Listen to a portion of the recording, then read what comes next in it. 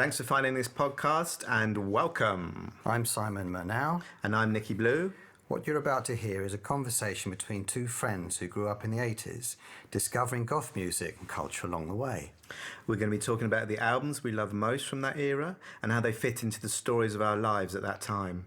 It's not in any way objective or comprehensive. We're also going to talk about what the goth and alternative scene meant to us and how it made us, in part, who we are today. This is a love letter, really, and a thank you to the goth scene and to all the people and ideas we found within it. You know who you are. This is for you. If you want to keep updated about this podcast and our upcoming book of the same name, please join our email list from the link in the bio. Thank you for the darkness. Born in the Black Cave.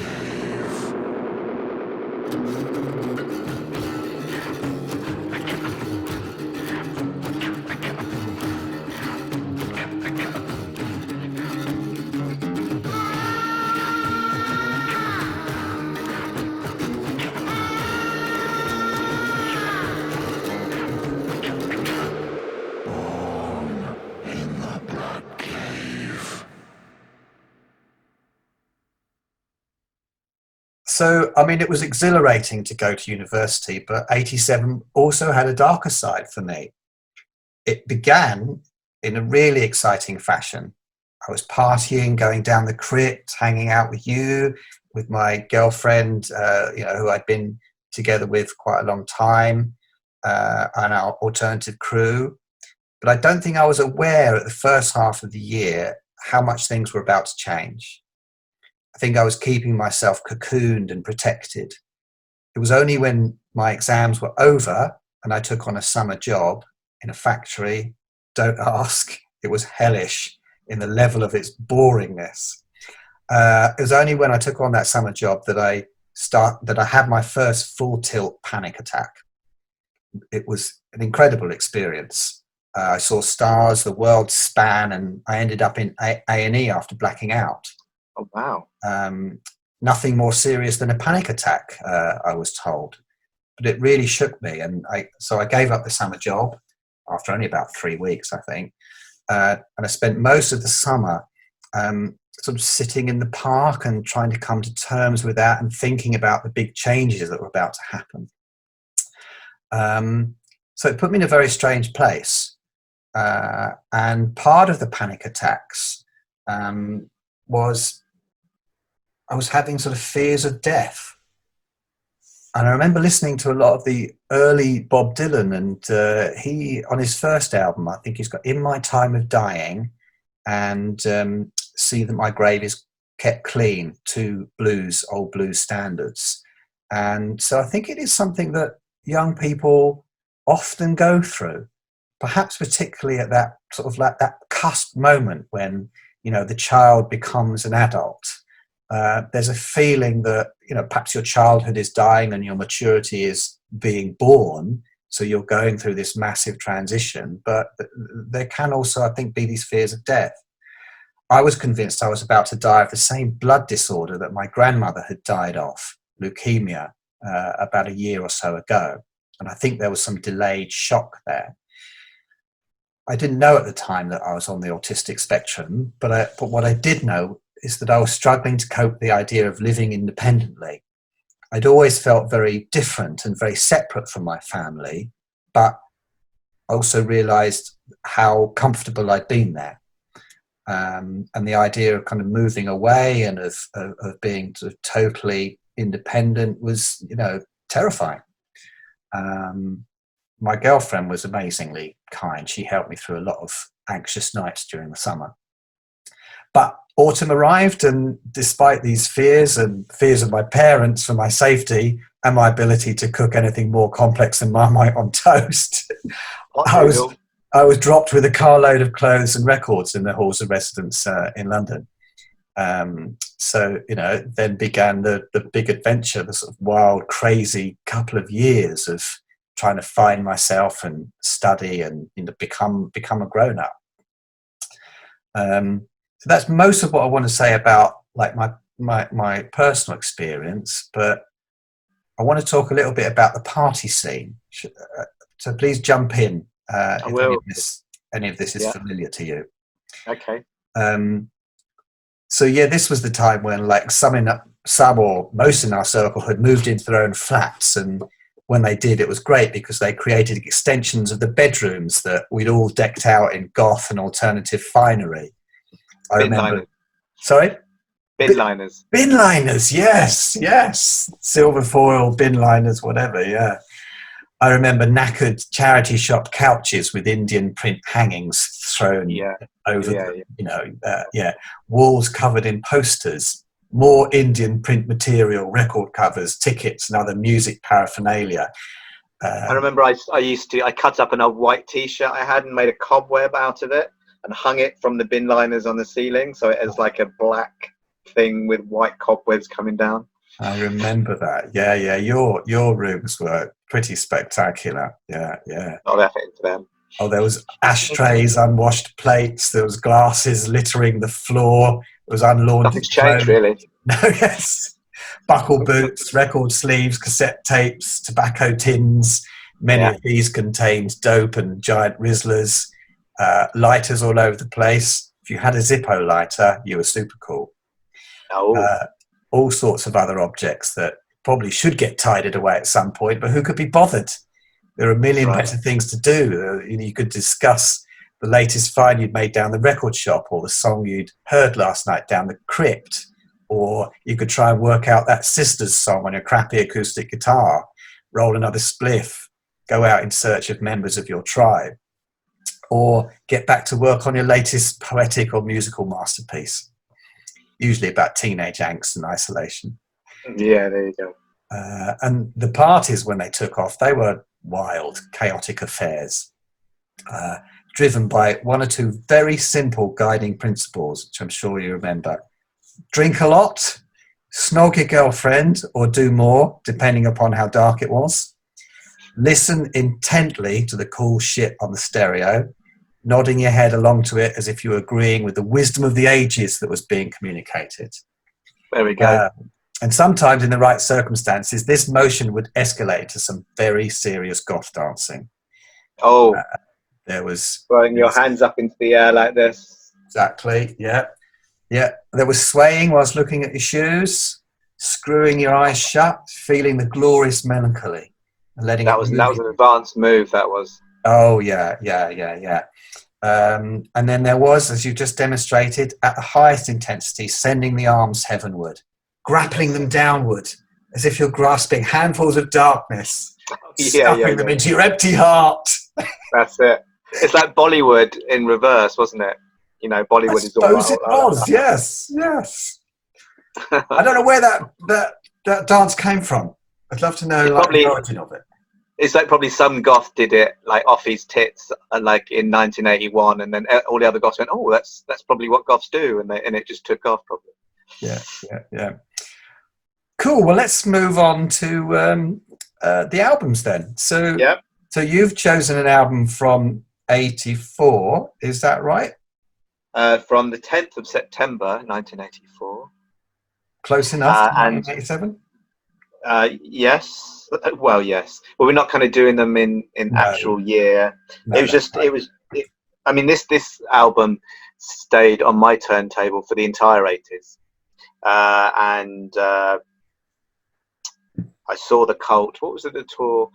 It was the Love album, wasn't it? Yeah. So I went to see them on the Love album, and I still absolutely adored that. I mean, the Cult, I have to say up front, completely broke my heart because I thought they were the most fantastic band ever for their first few albums. I mean, I liked Southern Death Cult as well. Yeah. And when they went into electric, I mean, Dumpy's rusty nuts is all I can say. They were kind of like rock for kids, weren't they? Like they just ripped off Led Zepp riffs and like the really most basic riffs, didn't they?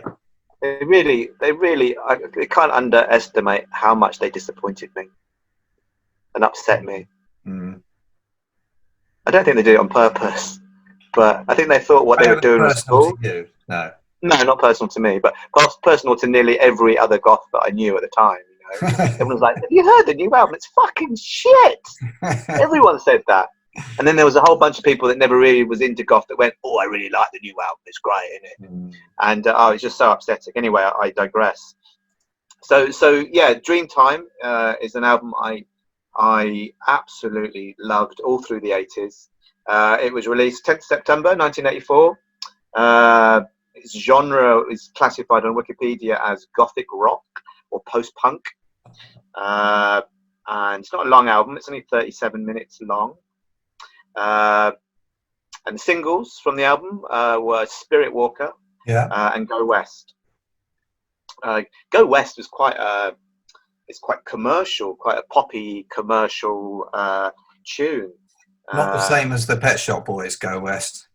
No, different vibe. A different vibe. Okay, yeah, different vibe. Thank you. But for me, there's a couple of standout songs on the album.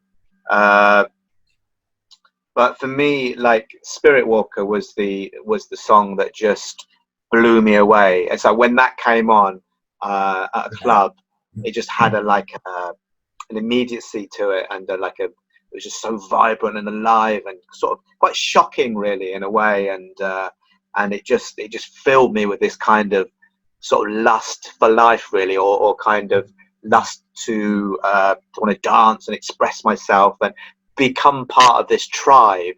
And because the cult was very tribal, it's very American Indian influenced, and there's a lot of influences that Ian Asprey used to pull on, like the song Horse Nation. The lyrics from that was taken almost verbatim from a book called Bury My Heart at Wounded Knee, which is a book about American Indians. And of course, Spirit Walk was much more to do with shamanism, which again is aligned to it. And so it's just that sort of wild, sort of tribal thing, and it felt like we were part of a tribe as well. That really, really got me about the album. And I just found it. The whole album is just very, very innovative. It's interesting, and while they do pull on quite a few known kind of genres and ideas, it's just done in a really unique, creative, melodic, and exciting way.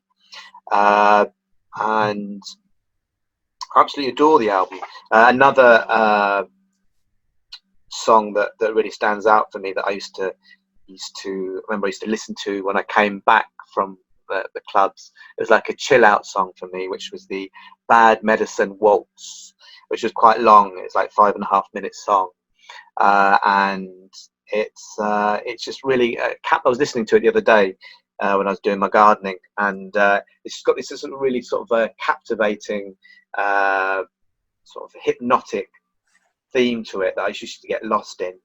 But I don't think there are any weak songs on the album. I'd have to say that, really. So it's a really, really strong album. Did you listen to it much? Yeah. I remember having it on vinyl. My memory of it is not as strong as Love, but I remember sort of feeling it was as good as Love, but it was it was less anthemic. It was less commercial. Oh yeah. Yeah, and it had that sort of more tribal feel to it. I remember Spirit Walker being a track that I would play a lot, and I liked it. Sort of, I think it had a sort of like improvisational feel to it, because their best songs, there's not a lot to their songs, in the sense of like, chord changes or middle eights or different verses. He repeats a lot of his lyrics, but that was part of the sort of strength of their stuff, was the simplicity and this sense that it was an incantation rather than a sort of song which sort of built through the song. It kind of sort of started and just went on for 4 or 5 minutes and ended. So it felt like a kind of a sort of excerpt of something bigger, something tribal, something that perhaps went on before the beginning and the end of the song itself. So it had that sort of odd power in its simplicity, I think. Yeah, very much so. And I kind of quite like that it was, because I love both those albums, but I quite like that this one is a bit more sort of commercially inaccessible, and it was just a bit rough around the edges. And, because it was very polished Love, wasn't it? And Well, while it was yeah, fantastic, yeah, yeah, this had a kind of a more of a rawness to it. yeah, and it felt Which more was, indie than rock. I mean, even though yeah, Love was a huge sort of hit amongst goth and alternative, it also was pretty much a crossover album, and yeah, it was using a lot of sort of rock dressed up with sort of goth effects and production, but it was like quite a sort of big four to the floor rock album as well. Whereas yeah, Dreamtime is much more sort of indie, sort of anti or non-rock, if you like. yeah. Very much so, very much so. I did find out some when I was doing the research for this, something quite upsetting, Yeah, carry and that on. is that they in 2003 the album was remastered and reissued on CD in the Russian Federation, in Belarus and Lithuania. Okay, Right. uh, with 3 bonus tracks. Okay. Okay, and a different artwork. Uh, and then so the album again, and then it was also released remastered in October 2004 and released with different artwork in Japan. But can you guess what the 3 bonus tracks were? I don't know. Mixes of Dreamtime. You would think, wouldn't you? You Yeah. would think. Actually, there's five bonus tracks. It was not like Ian Astbury doing sort of like 2002 or new versions of tracks, is it? It is. I mean, there's a couple of like older cult tracks, but they've put Love Removal Machine. You're joking. No. Was that And contemporaneous with the album then? the Peace version, Love Removal Machine, and Zap City, which I think was another one from their god awful era, wasn't it? Yeah, mate. But I'm not sure because and they put it on Dreamtime as a bonus track on Dreamtime. That's ridiculous. I mean, that's That, completely anachronistic. why would you do that? I mean, it wasn't a lyric that they had at the time, was it? That's the only justification I could see for it. If it was, a contemporaneous demo or something, because often, a band have a song and they record demos of it for several years before it makes it on the album. Unless that's the only logic I can see for it. Unless it's just a gratuitous stick a couple of extra unreleased tracks on to sell a few more copies. Yeah, and just promote their later work maybe as well. I don't know, but Yeah. that I nearly spat my teeth out at that. Yeah, well, that's kind of all I've got to say about it, really. Just that it was an exciting album. It filled me with joy for many, many years, maybe 10 years. Cool. And I mean, how did it feel going back to it now? I kind of picked up where I left off. It kind of didn't feel dated. It felt exciting, and with that came the disappointment again of where they went to. Yeah. Where so many of these bands, like the Sisters and other bands, have gone to from such high, lofty, artistic and creative pedestals. Yeah. Yeah, and integrity dropped off into a swamp of American cock rock. Yeah. AOR bollocks. It is often chasing the American dream of success, isn't it? To break America. Ever since the Beatles made it huge in the 60s, so that it's been the dream of every aspiring British band to break America.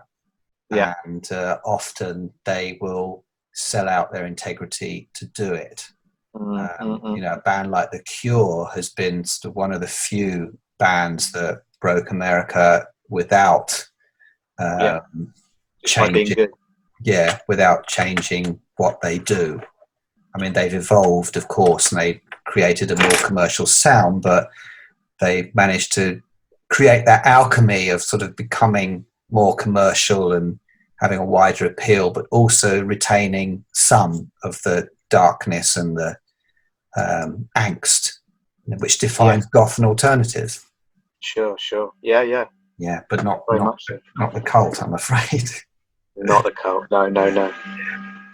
All right, well, moving on to my album, which is The Doors, Strange Days. 1967.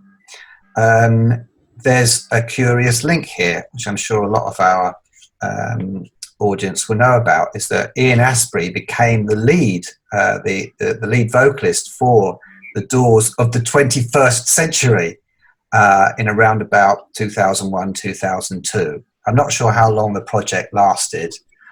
I don't think they were very good. I didn't hear them actually. I think I remember a video of them doing LA Woman with his vocals, and he couldn't cut the mustard. Sorry, Ian. It's big Jim's boots to fill wasn't going to happen, was it? Yeah, too big a boots to fill. Yeah. Well, we talked, I think it was in the first week, about how the roots of goth go very far back, and go even as far back into the 50s blues and rockabilly and other influences. But the Doors are definitely a major precursor to the goth of the 70s and 80s. They are, I believe, I have it on good authority, the first band that were described as gothic rock. Yeah, so I've heard that. There you have it in black and white, described as gothic rock. The Doors, The Strange Days, it was their second album, recorded May-August 1967, released in September of that year. And the Doors were Jim Morrison, of course, on vocals, John Densmore, drums, Robbie Krieger, guitar, Ray Manzarek, keyboards. The entire back catalogue of the Doors was never far from my record player, and it still goes onto my CD player and Spotify playlist today. Some people said that, I remember at the time I had a friend, Steve, amazing guitar player, but he said he didn't like the Doors because he said they sort of sound like sort of the fairground keyboards sound like circus music, and he just couldn't get into it. But I liked that sound. It was weird. It was different. And they didn't have a bass guitarist, particularly live. So this made the song sound sort of thin, wiry, and John Densmore was a very jazz-influenced drummer, quite sort of thin and rhythmic, but like dropping in and out of the rhythm a lot, and a lot of sort of rim shots and offbeat stuff. They weren't just a kind of go-ahead 3-minute. They didn't create these just go-ahead 3-minute tracks. They were, long-form tracks that would sort of drop in and out of the rock form and do different things. So, it was weird music, and they had a unique sound. They weren't like ordinary rock bands, even though they filled stadia and they were considered a rock band. But nobody sounded like them before or after. I'm going to read a quotation now from a very different source, which I'm sure is out of copyright because it's way back from the 50s or 60s. So this is Jack Smith, who's a filmmaker and performance artist. He's writing in the 60s. He's describing the films of Josef von Sternberg, who is a 1930s Hollywood director, directed Marlene Dietrich and a lot of her most famous films. So Jack Smith on Sternberg. His expression was of the erotic realm, the neurotic, gothic, deviated, sex-coloured world. It was a turning inside out of himself and magnificent. He was concerned with personal, intuitive, emotional values he found within himself. That perfectly describes Jim Morrison's songwriting and the sound of the Doors. And that phrase, the neurotic gothic, I'd almost like to kind of replace just goth with neurotic goth, because for me, goth music is neurotic, and I don't mean that in a pejorative sense at all. Sure. Yeah, I get you. It's exploring the neuroses, the anxieties about sex and death and isolation and other more nebulous fears. It's about diving into that sort of neurotic part of our soul and swimming around and making art out of it. So neurotic gothic is perfect. And then if you add to that deviated sex-coloured world, you've got Jim Morrison's lyric world. Sure. You know, like Dylan Thomas, his two obsessions are sex and death. But what he does with these things certifies him as one of the great rock poets. A lot of people I've heard in the past, you know, call Jim Morrison a poetaster, if that's the right way to say it, an inferior poet. But in the field of rock, before or since, his success and his influence and impact are pretty unassailable. What he does is treat both death and sex as if they're part of a ceremony. And that comes across in the music as well as in the live performance. I'll admit, listening to the music from a more mature perspective, some of what he sings is a bit over the top. It's a bit overwrought, and it sort of displays his testosterone-fueled, inflated ego. But as a teenager, I ate that up. And the ceremony that he sings about and sort of embodied on stage, and the film footage that survives shows how successful he was at this and how successful it was at whipping up the crowd into a frenzy. Morrison was definitely influenced by at least one experimental US theatre group, and he may have studied, cursorily, studied Brecht. They covered the Alabama song from the Threepenny Opera on their first album. So he learned from these sources how to mess with the audience, how to frustrate and manipulate them until they were putty in his hands. He used sort of situationist techniques and techniques of sort of delaying a song or refusing to sing a song until the lights were low. And he really messed with the audience's heads, and he knew exactly what he was doing. And part of that, I think, in lyric and performance is he's embodying a kind of derangement. When you think of the end with its sort of Oedipal myth, and when the music's over, which is on Strange Days, these are improvisational songs. They build towards a crescendo of emotion, a catharsis of violence, noise, and libido. And Morrison is most definitely a libidinal character, self-created character on stage and in the music. I just watched a bit of this When You're Strange, which is a recent-ish docu-movie. All right. You can see in his performances on stage, he leaps around, he writhes on the floor, he yells, then he whispers, and then he convulses, then he lies still as a corpse. He's the embodiment of the senses gone wild, liberated. The unconscious drives let loose. All this adds up to a sort of electrifying experience, live or on record. And with Strange Days, they bottled lightning, for sure. It's their strongest album. It's short. I think it's shorter than Dreamtime. Really?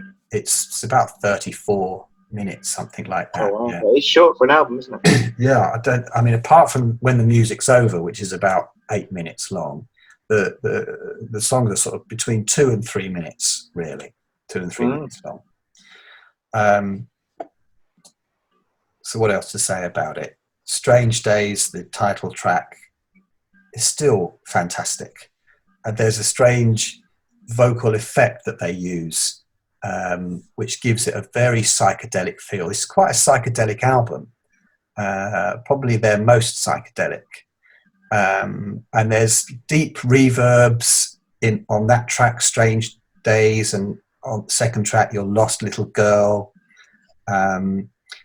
And the second side, almost the whole second side feels like a suite of songs. You've got People Are Strange, My Eyes Have Seen You, I Can't See Your Face in My Mind, and then When the Music's Over. And People Are Strange is quite an up-tempo track, but it's also quite a sort of like echoey, deep, dark track. And then My Eyes Have Seen You, I think the vocals are double multi-tracked. And whilst it's up-tempo again, it's quite an immersive sort of swampy song. And you go down into I Can't See Your Face in My Mind, which is almost like entering some sort of unconscious dream state. And then you build up in When the Music's Over into this meditation really on death. The lyrics are talking about when the music's over, turn out the light. Music is my only friend. It's about music being this place that you go to that satisfies part of your soul, your lonely soul, that nowhere else in life can nourish you. And in that place, you meet death, really. You contemplate death. You see your death. And these are the major themes across the whole album. Strange Days is about isolation and loneliness and derangement. It's about life being disorientating and a waking dream, really. And things like Your Lost Little Girl, Unhappy Girl. I think this album might be the origin or the major influence for so many goth bands of the 80s singing about girls. Alice. Yeah, I can think of Stranglers as well. Strange little girl, where are you going? There you are. Yeah, absolutely. These sort of like tracks which talk about a single female character who is suffering some anxiety or anxious state. I think this might be the album that sort of creates that genre for the The Cure. Is it the Cure song? You're such a strange girl. I think I'm falling in love with you. Yeah. And quite a few out there, isn't there? Catch on Kiss Me, Kiss Me, Kiss Me, which is amazing track, and talking about this strange girl that he's met who just has eyes that are all far away, and she's inaccessible to him, and you're not sure whether she's in some sort of like blissful state or some state of sort of disaffection or dislocation, which is painful. So yeah, there's that. And Moonlight Drive, I mean, that's a surprising song. That's a song, when you listen to it, it's quite jaunty. It's got this sort of weird slide guitar on it. It's about, let's go on a moonlight drive. Let's go and sit and watch the ocean and watch the moon. But as the song continues, you realize what's happening in the song is that these characters are sort of like going out to the edge of the ocean, and they intend to swim out towards the moon and die. And just in the fade out of the song, it's like, we're going down, down, down, down, baby going to drown tonight. And it's almost on the fade out that you hear that, and he's sort of really yelling that line, almost as a sort of, what's the word? A sort of denouement, a climax to the song that you're not expecting at all. You thought this was a pleasant drive out in the moonlight, but in fact, it's a suicide run.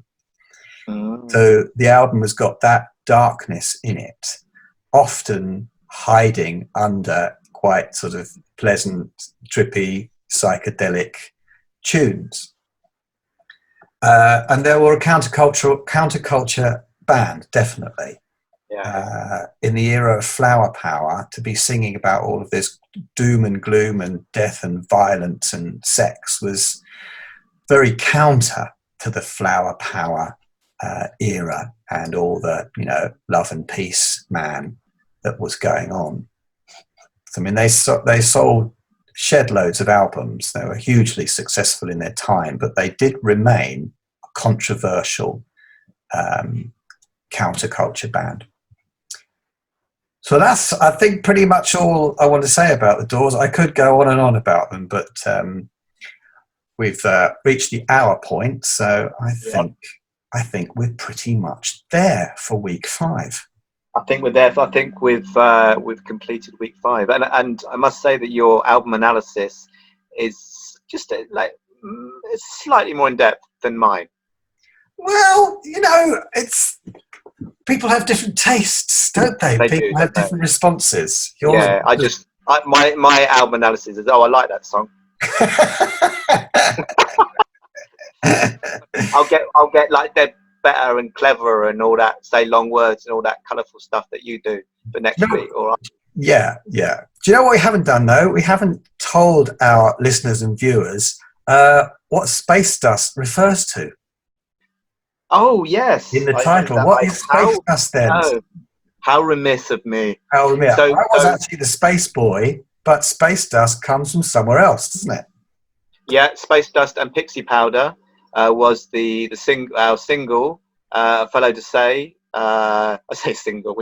We weren't actually signed, but it was our most commercial song, and it was about pixies flying through space, throwing cosmic dust in the air. It became your encore song, didn't it? Yeah, and the chorus was "Turn me up and make me louder." Space dust. Powder. Yeah, I remember it well. I remember screaming for that encore at every gig. You should drive the kids wild. You had to give it to the kids, otherwise there'd just be a riot. They'd destroy the joint, wouldn't they? Nearly the entire audience, all 10 of them, would be up in arms. They would, yeah. I mean, you tried to grow beyond Space Dust, didn't you? But it became your Streets of London. That you just couldn't get away without. It became your Sultans of Swing, really, didn't it? Don't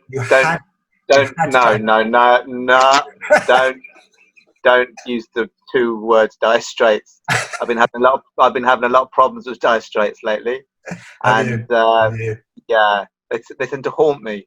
Right? Have you got very close people very close in my life tend to like Dire Straits, and I think it's Satan's music. Is that right? Yeah. Yeah. Mark Knopfler is the son of Satan, is he? The Antichrist, yeah.